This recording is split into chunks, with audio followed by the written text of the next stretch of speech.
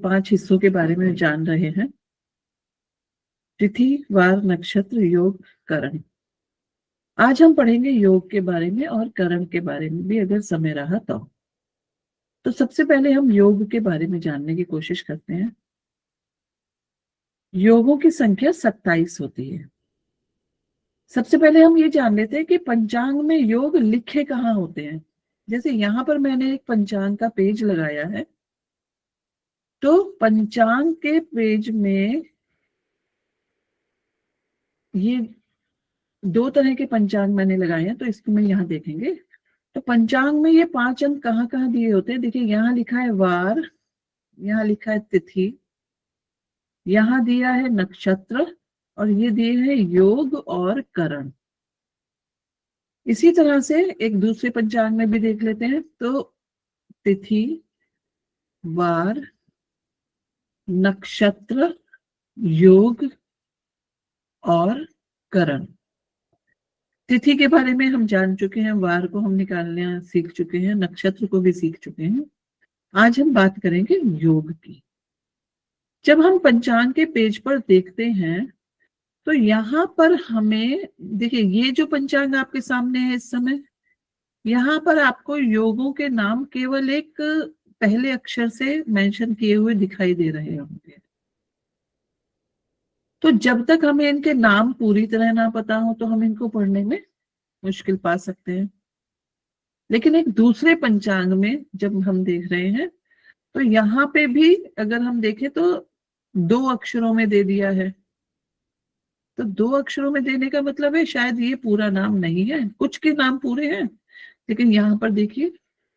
तो हमें जानना होगा कि ये योग है क्या और कितने हैं। तो आइए आज हम पहले इनके नामों के बारे में जानें। तो जो योगों के नाम हैं वो इस प्रकार हैं: विश्व कुंभ, प्रीति, आयुष्मान, सौभाग्य, शोभन, अतिगन, सुकर्मा, धृति, शूल।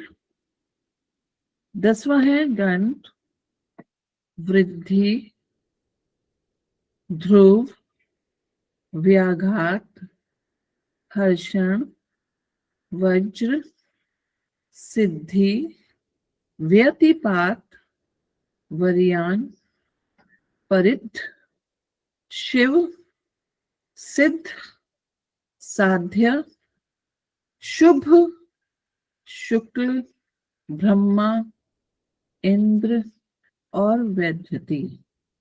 इस तरह से कुल 27 योगों के बारे में पंचांग में दिया होता है। ये कुल 27 योग हैं।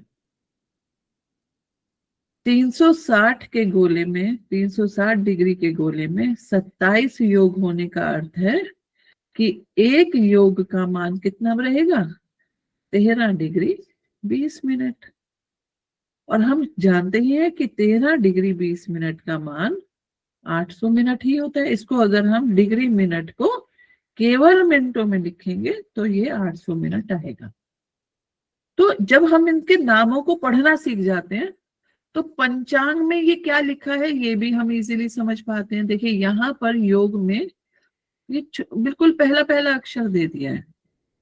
तो जब पहला पहला अक्षर दे दिया है तो जब हम ये पहला अक्षर देख रहे हैं शी, तो इसका मतलब है कि हम यहाँ पर समझ जाएंगे, अगर हमने पहली 1 बार 2 बार 5 बार 10 बार इसको पढ़ा हुआ है तो हमें समझ आ जाएगा कि ये शिव है।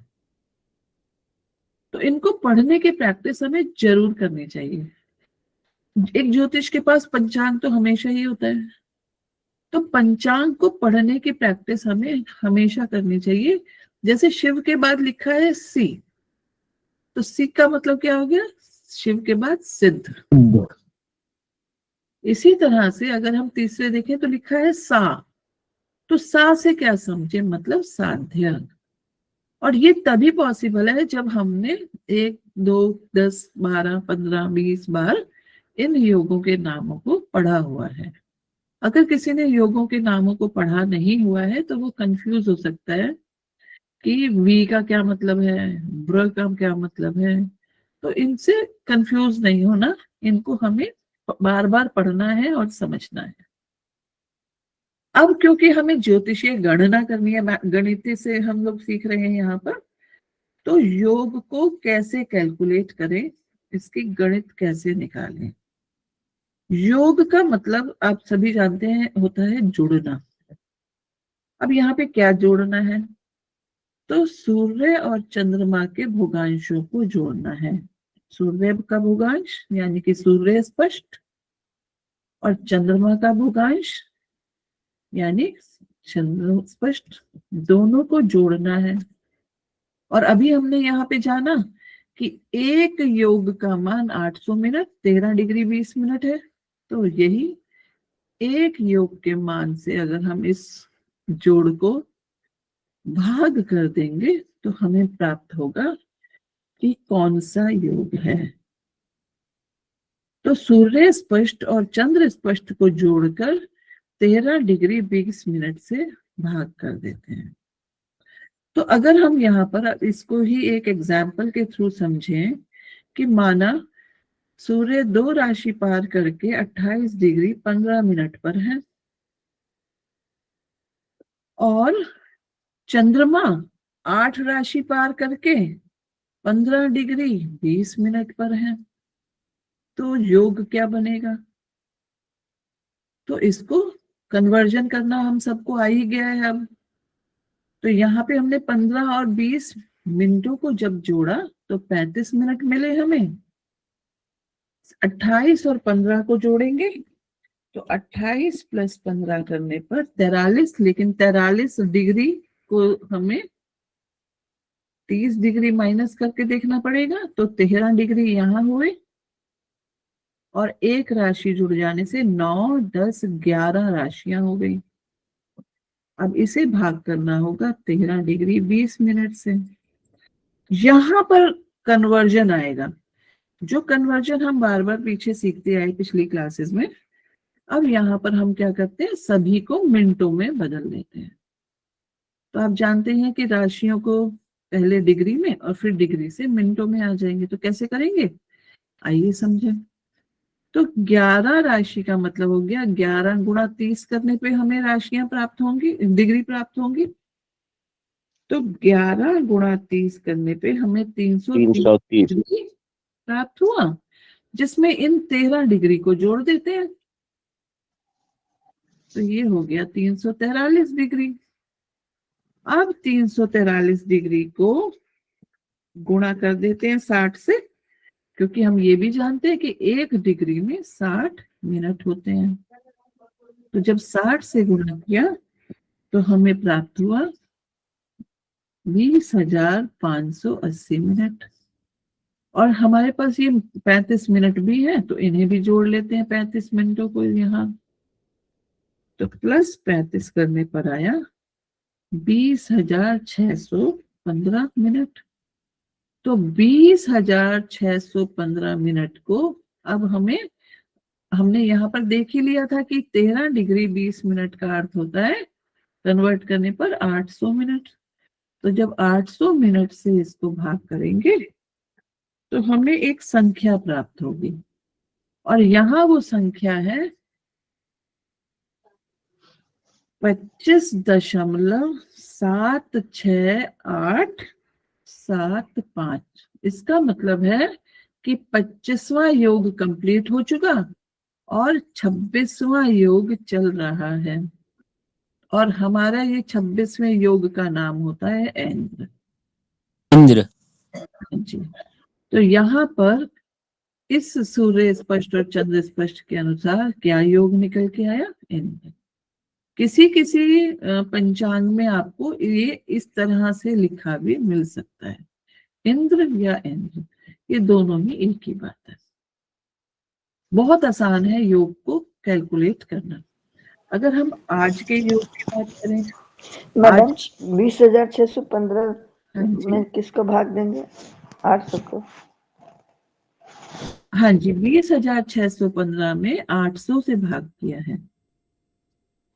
800 से क्यों भाग किया है, क्योंकि हम जानते हैं कि 13 डिग्री 20 मिनट को अगर हम मिनटों में चेंज करते हैं तो वो 800 मिनट ही होता है। लास्ट वाला 20,615 मिनट हुए। हाँ जी, देखिए 11 राशियों को हमने डिग्री में बदला, डिग्री में बदला तो 330 डिग्री आया। हमारे पास 13 डिग्री पर यहाँ पर था, तो 13 डिग्री को हमने जोड़ दिया तो 343 डिग्री हुआ। 343 डिग्री को अब हमें मिनटों में बदलना है, तो मिनटों में बदलने के लिए क्या करते हैं, 60 से गुणा करते हैं। तो जब हमने 60 से गुणा करके पाया कि 20,580 आया था। हमारे पास यहाँ 35 मिनट भी थे, हमने उन 35 मिनटों को भी जोड़ दिया तो हमें प्राप्त हुआ 20,615। इन 20,615 को, ये 20,615 क्या है, ये सूर्य और चंद्रमा के भुगांशों का जोड़ है। फिर हमने एक योग के मान से इसको भाग करके देखा तो हमें पता चला कि 26वां योग चल रहा है और 26वें योग का नाम है इंद्र। बढ़े आगे? जी दीदी। हाँ जी। नहीं तो 20,615 जो लास्ट है उसमें किसका भाग दिया? 800 का भाग दिया एक योग के मान का। जी ठीक है, हम्म। अब बढ़े आगे। चलिए अब हम आज का देख लेते हैं। ठीक, आज क्या डेट है, 13/2/2026। जब मैं आज का सूर्य देख रही हूँ, सूर्य और चंद्रमा, अब मैं कहाँ देख रही हूँ इसको, मैं देख रही हूँ, फिलहाल तो मैं ऐप में देख रही हूँ, ठीक है, पंचांग में भी दिया रहता है। तो जब हम ऐप में देख रहे हैं तो आज सूर्य कुंभ राशि में, तो कुंभ राशि का मतलब हो गया कि 10 राशियां पार हो चुकी, 0 डिग्री इस समय 6 मिनट 10 सेकंड पर है।